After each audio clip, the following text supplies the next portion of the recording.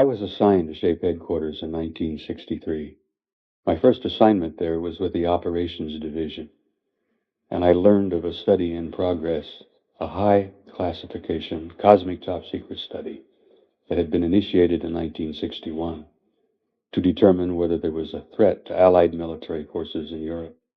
The study was called for because during the early 1960s, even in the late 1950s, there were incidents involving high-altitude flyovers of large circular metallic machines flying in formation at a very high altitude at a very high rate of speed over Central Europe. We learned at the time that the Soviets thought they belonged to us, and we thought they belonged to the Soviets. And we and the Soviets had almost gone to war several times over these objects. Cosmic Top Secret is the highest security classification that the NATO SHAPE headquarters has. I believe they still have that classification level. It's the very highest level. It's above Top Secret. Well, Air Marshal Sir Thomas Pike initiated the study. It took 3 years. The conclusions were rather mind-boggling.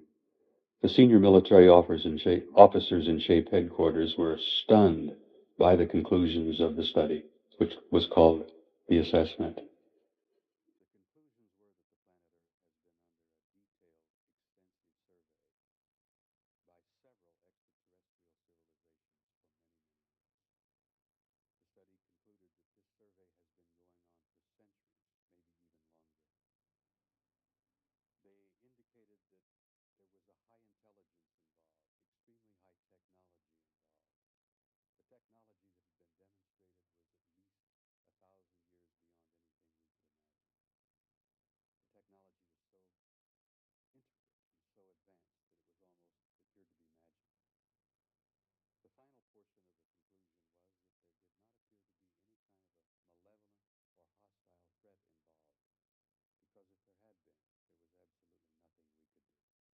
When they concluded the study in 1964, they published 15 copies.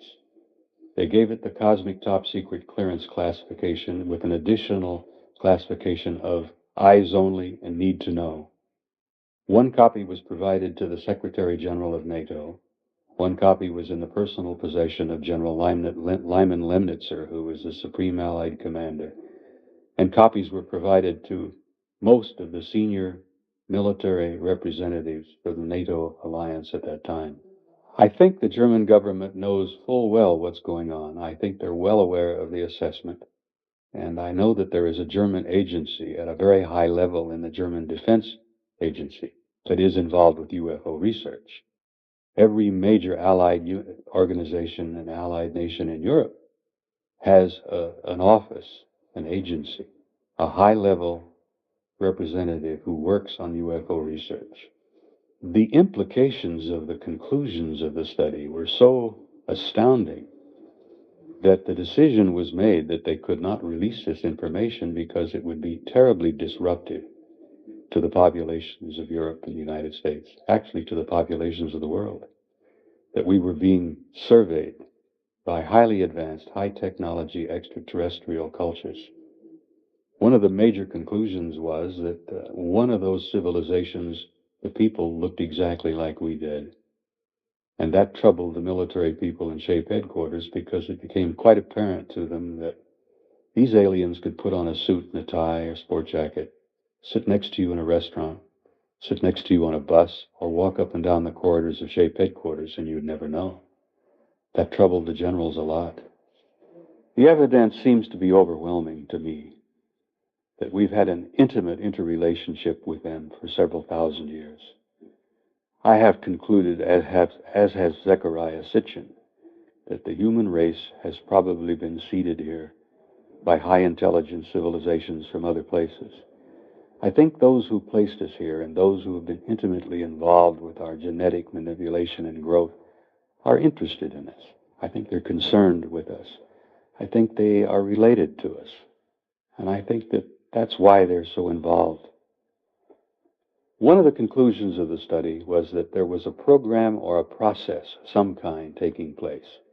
There seemed to be some sort of a planned and organized procedure unfolding. They had evidence from the study that this phenomenon had been going on for a very, very long time, and there seemed to be some kind of an intelligent plan involved.